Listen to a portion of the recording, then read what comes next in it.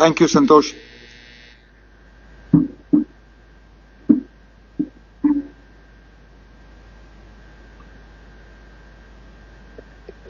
रोजा रखने के बावजूद आज लगभग कोई 1.25 घंटे बोलने के बाद का नतीजा ये है कि बोलना थोड़ा मुश्किल पड़ रहा है। लेकिन मुझे इस बात का बखूबी एहसास है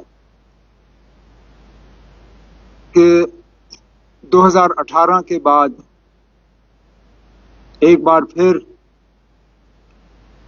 जम्मू कश्मीर की असेंबली में जम्मू कश्मीर हमारी तरफ से हुई कि बजट वो पेश हो जिससे लोगों को फायदा मिले, लोगों की रोजमर्रा की जिंदगी में थोड़ी सी आसानी आए और जम्मू कश्मीर में तरक्की का दौर जो है वो और तेजी से आगे बढ़े। उनमें किए हुए वादे सारे एक ही बजट में पूरे होंगे। तो इसलिए मैं यहां बैठ के ये नहीं कह रहा हूं कि सारा कुछ अब हो गया है। हम ये कह रहे हैं कि आने वाले 5 साल के लिए हमने बुनियाद रखी है। बुनियाद मजबूत हो तो उसके ऊपर जो दायरा बनता और कहीं पे भी किसी भी समाज में किसी भी सोसाइटी में जो ख्याल रखना है तो सबसे पहले ख्याल उनका रखा जाता है जिनको सबसे ज्यादा जरूरत है। तो इसलिए सोच समझ के इस बजट में जो इनिशिएटिव्स लिए गए,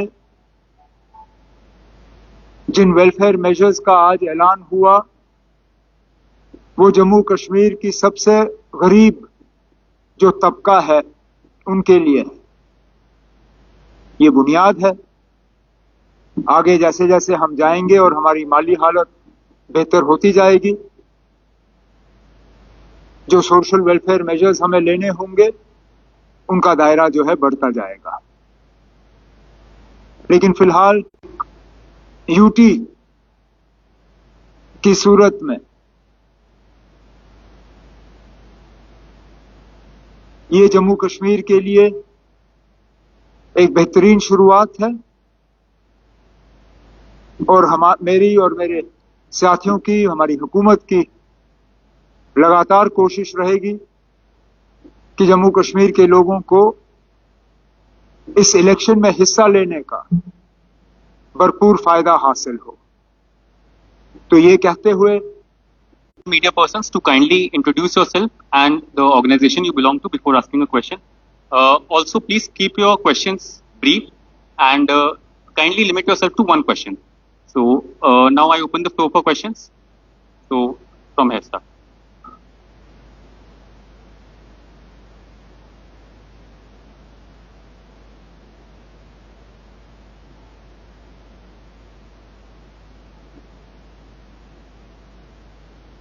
Putting more premium on crafts economy or creating assets in the form of industrial units. Sorry, you'll have to speak a little slowly. I didn't hear you. You're putting more emphasis on? Sir, you're putting more premium on what? Agri economy or crafts economy or creating assets in the form of industrial units in your major budget. What is your focus? Agri economy, crafts economy. Oh, okay. No, our emphasis is not on one particular sector. Our emphasis is on taking J&K forward in a balanced manner, focusing on asset creation, focusing on improving the economy. In improving the economy, we want to focus on all three sides: the primary sector of the economy, the secondary sector, and the tertiary sector. So that means manufacturing, services. We have looked at all of these. I talked about growing the industrial base of Jammu and Kashmir, starting and expanding our industrial manufacturing areas. I have talked about the startup policy and giving a boost to entrepreneurship. There's also a renewed focus on agriculture and horticulture. Tourism is a major sector of our economy. We are looking to grow tourism arrivals both in Kashmir as well as in Jammu. Horticulture, of course, is an important facet of our economy. So it would be wrong on anybody's part, including mine, to make the case that we are focused purely on one part of the economy. That is on the economic side. On the governance side, as I said, there are initiatives for improved governance, for asset creation, and for improving the social network, the social net that is available to our weakest sections of society. Question from there.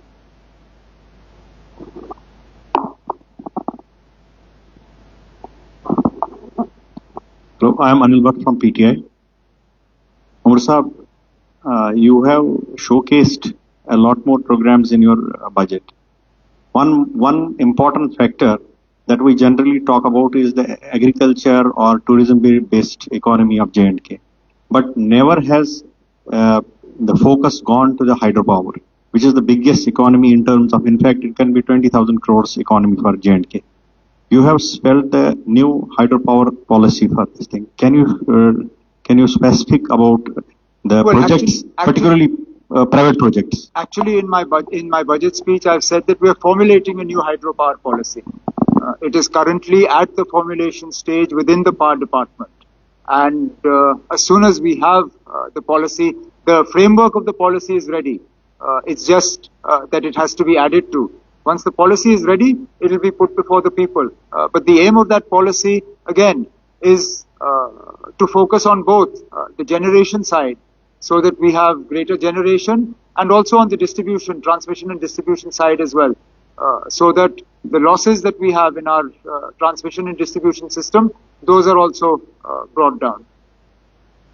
Next. Hello, Umar sahab Vinod बोल रहा हूँ मैं Gulistan news channel से। नमस्कार। मैं budget eight glance पढ़ रहा था, उसको देख करके मुझे लगा कि हमारा रेवेन्यू एक्सपेंडिचर बढ़ा है और कैपिटल एक्सपेंडिचर कम हुआ है। कैपिटल एक्सपेंडिचर 19% है और रेवेन्यू एक्सपेंडिचर आप अंदाजा लगा सकते हैं। उसकी वजह क्या है, प्रीवी या फिर सोशल सिक्योरिटी? एक सवाल ये मेरा। दूसरा, आपका जो सैलरी कंपोनेंट है वो इस साल कम रखा गया है और पेंशन कंपोनेंट भी कम है। जब सैलरी कंपोनेंट आप कम रखते हैं, इसका मतलब है कि आप रोजगार, सरकारी नौकरी इस साल नहीं दे सकते हैं। ये बड़ा इंपॉर्टेंट इशू है। और उमर साहब, एक सवाल मैं लास्ट में आपसे करना चाहूंगा, लास्ट में एक मौका मुझे दे दीजिएगा। ये 2 सवाल मेरे। चलिए, अब पहले तो कैपिटल एक्सपेंडिचर कम नहीं हुआ है। कैपिटल एक्सपेंडिचर अगर आप देखें तो 24-25 जो हमारा आरई है वो 27,544 है। जो हमारा 25-26 का बीई है बजटेड, ये है 32,607। तो इसको बढ़ाने की बात है। रेवेन्यू एक्सपेंडिचर में कमी हुई है, जिसके लिए फाइनेंस सेक्रेटरी साहब ने आपको पहले ही समझाया है। वो इसलिए है कि हमारी पुलिस की बजट और पुलिस पेंशन जो है वो जम्मू कश्मीर की बजट से हटा के मरकजी होम मिनिस्ट्री की बजट पर डाला गया है, इसलिए इसमें कमी आई है इस बार। इस बार जो सैलरी कंपोनेंट है वो कम हो गया है। मैंने कहा ना, सैलरी कंपोनेंट कम हो गया है। हाँ, आप कह रहे हैं कि पिछले साल था 27,930 करोड़, अभी आपने जो प्रपोज किया है 23,896 करोड़ है। इट मींस कि आप रोजगार नहीं देने वाले हैं या असामियां जो खाली है वो नहीं भरने वाले। अब आप मेरी बात समझने की कोशिश करिए ना। पिछले साल की सैलरी में जो हमारी पुलिस है उनकी सैलरी बिल इसमें शामिल थी। इस साल वो सैलरी पुलिस कंपोनेंट जो है वो हमारे बजट से हटा के मरकजी बजट में डाला गया है, इसलिए वो निकाल के ये नंबर कम हुआ है। एम्प्लॉयज की तादाद कम नहीं हुई है, एम्प्लॉयज की तादाद बढ़ेगी, घटेगी नहीं। लेकिन सैलरी कंपोनेंट कम हुआ है क्योंकि वो हिस्सा जो हम पुलिस को तनख्वाह के तौर पे देते थे वो अब हमारे बजट से हटा के मरकज की बजट में आ गया है। Next question, please. Good evening sir, Rohit Sharma tech one channel से। सर डेली विजिट्स के लिए मैं पूछना चाहूंगा, उनका बड़ा लंबे समय से इंतजार था। दरअसल जब यहाँ से बाहर जाएंगे वो हमें पूछेंगे जब हम कल उनके प्रोटेस्ट में उनकी कवरेज करेंगे एसपी उसको लेकर। पिछले दिनों आपके एक ट्विटर हैंडल से पोस्ट डाली गई जिसको क्लैरिफिकेशन दी गई, लेकिन सवाल उनका जो है वो आप तक पहुंचाने के लिए वो हमें मीडिएशन चूज करते हैं। क्या कुछ उनके लिए निकल कर आ रहा है? सर एडिशन करूंगा AA वाइज के लिए जो आपने बजट लाया है, नो डाउट बहुत ज्यादा बेनिफिट उनको मिलेगा, but don't you think sir कि बीपीएल्स का जो पैरामीटर सेट किया गया है उनको एक बार फिर से सर्वे करने की जरूरत है, ताकि जो एपीएल्स में आज की डेट में फॉल कर रहे हैं वो इसका बेनिफिट नहीं ले पाएंगे? अब जहां तक डेली वेजर्स और इनकी बात है, उनके लिए एक पॉलिसी हमें बनानी होगी।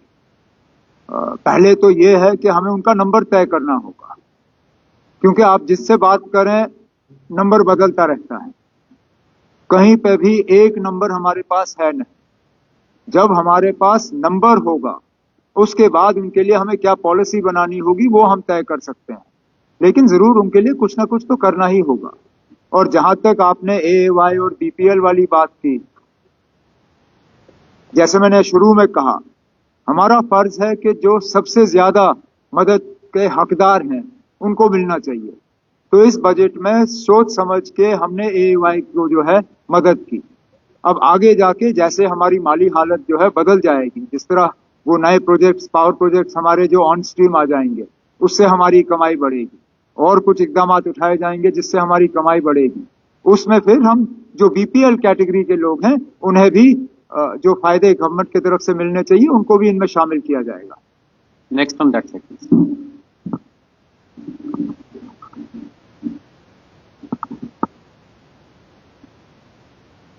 You can have from this side.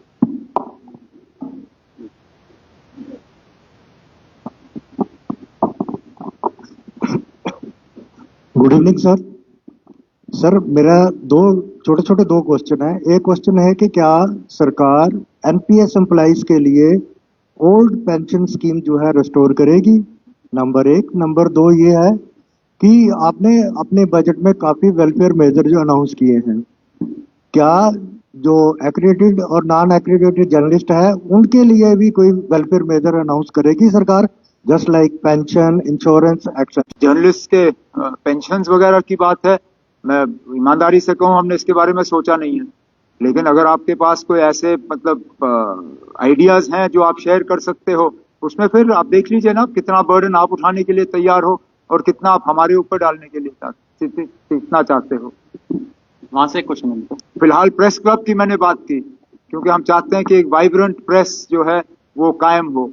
Jammu का प्रेस क्लब चल रहा है शायद, लेकिन fair rebate for the women. You said zero fare for the women.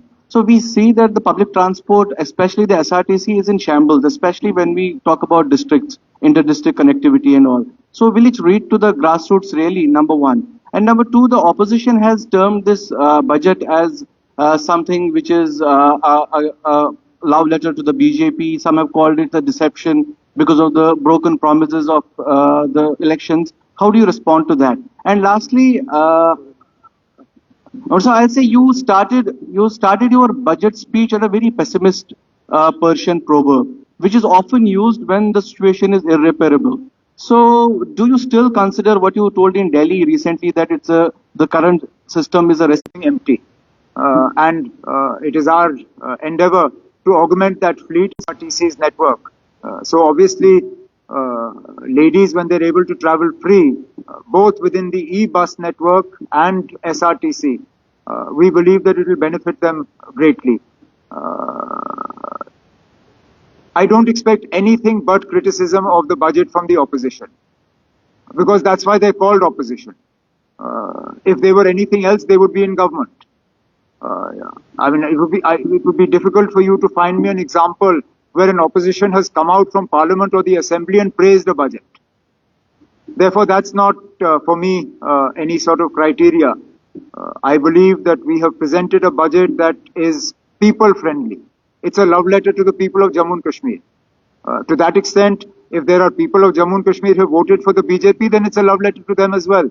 But it's also a love letter to the people who voted for NC, voted for Congress, that voted for PDP, and a love letter for the people of Jammu and Kashmir who didn't vote at all. So let's not be sort of unfair and make this as a love letter only to the BJP. It's a love letter to the people of Jammu and Kashmir. Now, on the third thing, I think that proverb was not an expression of helplessness because there is a balm. If that proverb had been about the absence of a balm at all, then it would have been helpless. There is a balm, but there are many wounds, which is a fact. I mean, if you go by the numbers that Santosh put in front of you, if you go by the numbers that I put in front of you in the assembly, the fact is that the problems are many, but the resources are limited. And that's why this budget was an exercise in trying to do the maximum good with the least deployment of resources. As our resource position improves, as we move more towards a self-sufficient Jammu and Kashmir, obviously that will change. Now, the question that you asked me, I still maintain that a UT with assembly is by far the worst form of government in the country. Territories were envisaged as territories that were too small to be states. That criteria does not apply to J&K.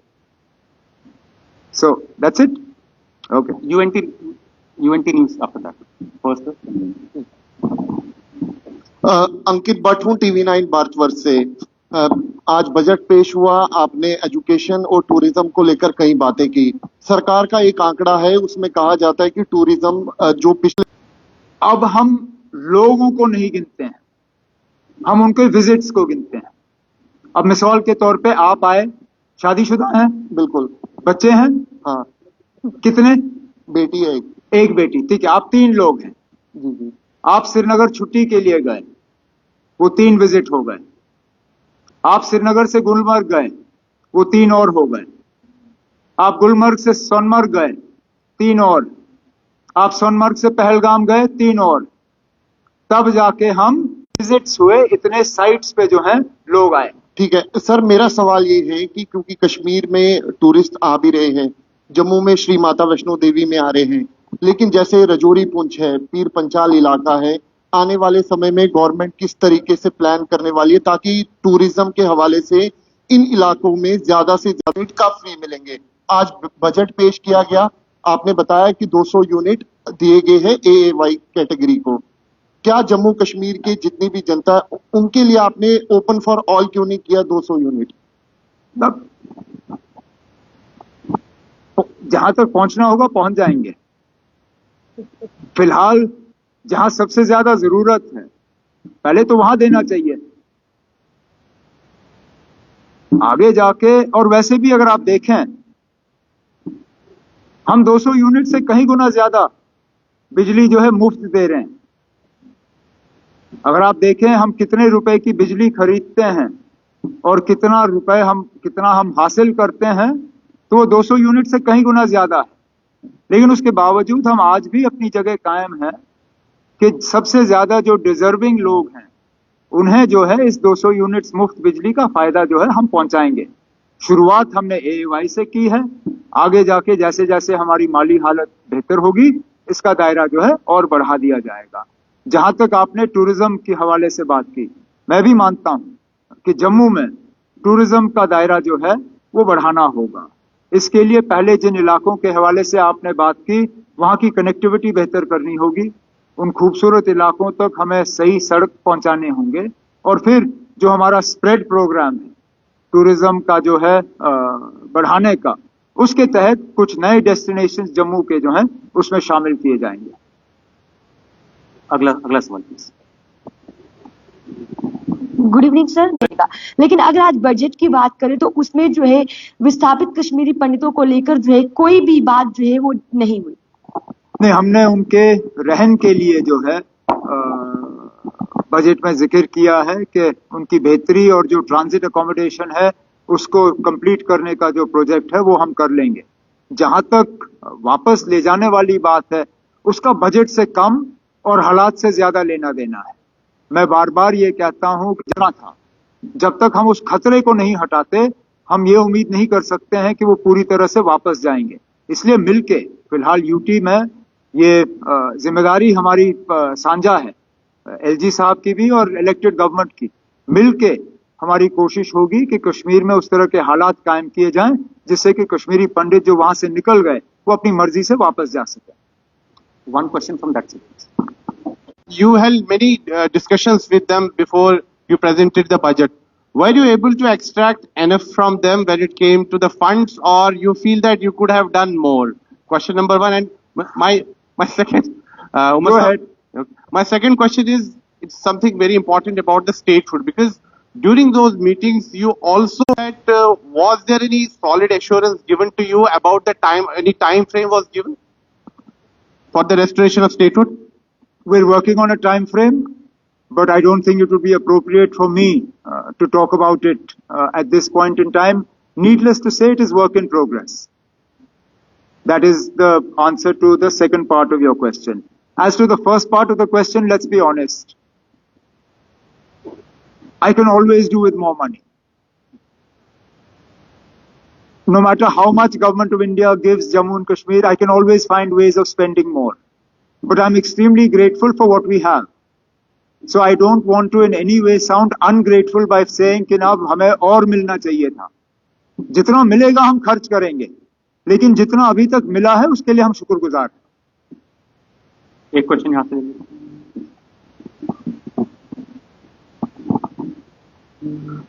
Good evening mister chief minister, मैं विशाल हूँ UNA news agency से.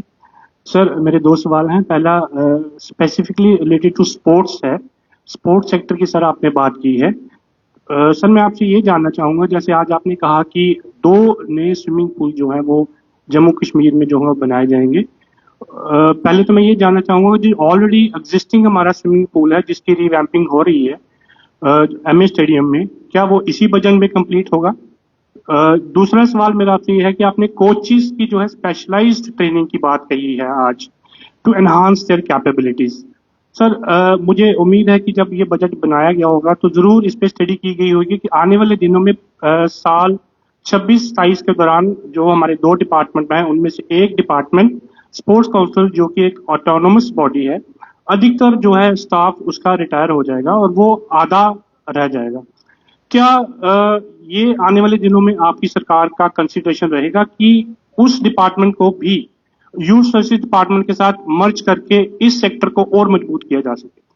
अब दूसरे सवाल का जवाब मैं पहले दूं. फिलहाल मर्जर का कोई प्रपोजल मेरे पास नहीं आया है, न इस पे कोई बात हुई है, और ये मैं पहली मर्तबा सुन रहा हूं कि इस पे हमें सोचना भी चाहिए. फिलहाल इस पे कोई ऐसी बात नहीं आई है जिस पे कि हम सोचें कि youth services and sports department को स्पोर्ट्स काउंसिल के साथ चीजों का आपने जिक्र किया. एक श्रीनगर और जम्मू के लिए नए इंटरनेशनल क्वालिटी के स्विमिंग पूल वो कायम किए जाएंगे. और आपने पूछा कि क्या जम्मू वाला जो है टाइम पे कंप्लीट होगा? बिल्कुल होगा. सर बजट से हटके मेरा और एक सवाल है कि आपको नॉमिनेट किया गया है प्रधानमंत्री द्वारा अगेंस्ट ओबेसिटी कैंपेन में. सर जम्मू कश्मीर में बतौर चीफ मिनिस्टर आप इस कैंपेन को अग्रेसिवली किस तरह आगे लेकर जाएंगे? सर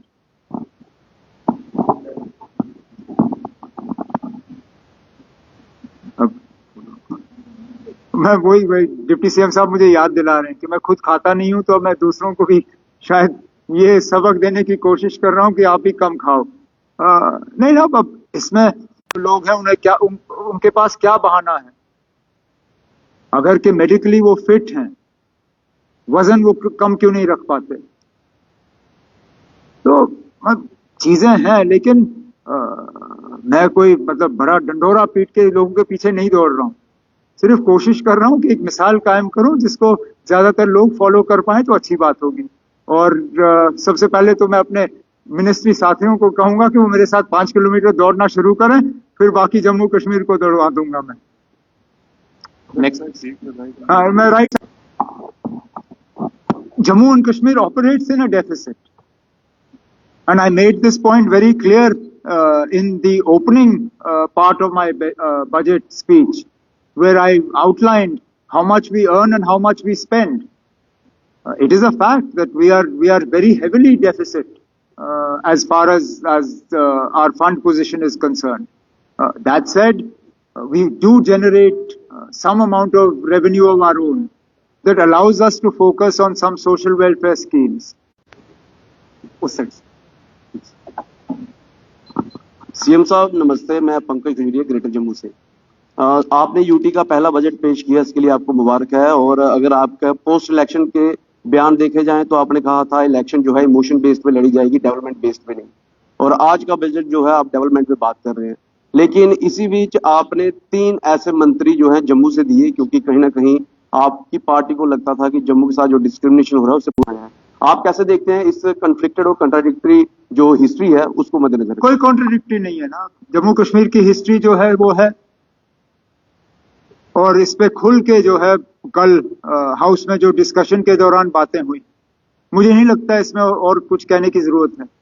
असेंबली के अंदर जो बातें हुई वो रिकॉर्ड नहीं, कोई नहीं, आप माइक ले लीजिए क्योंकि आपके पीछे जो बैठे हैं वो सुन नहीं पाएंगे। मुख्यमंत्री जी, एक चुनाव आयोग ने लोकसभा के चुनाव की तिथियों में बहुत बड़ी गलती की थी कि कुछ ऐसी तारीखें दे दी जब 2 जो धर्म होते हैं उनकी डेट थी, उन्होंने उसको वापस लिया। कल जब मैंने आपको लगातार देख रहा हूं, कल मैं आपको सजदा करता हूं जिस तरह आपने एक घूंट पानी भी नहीं पिया, क्योंकि मुकद्दस महीना है और आपने रमजान में रोजा रखा था।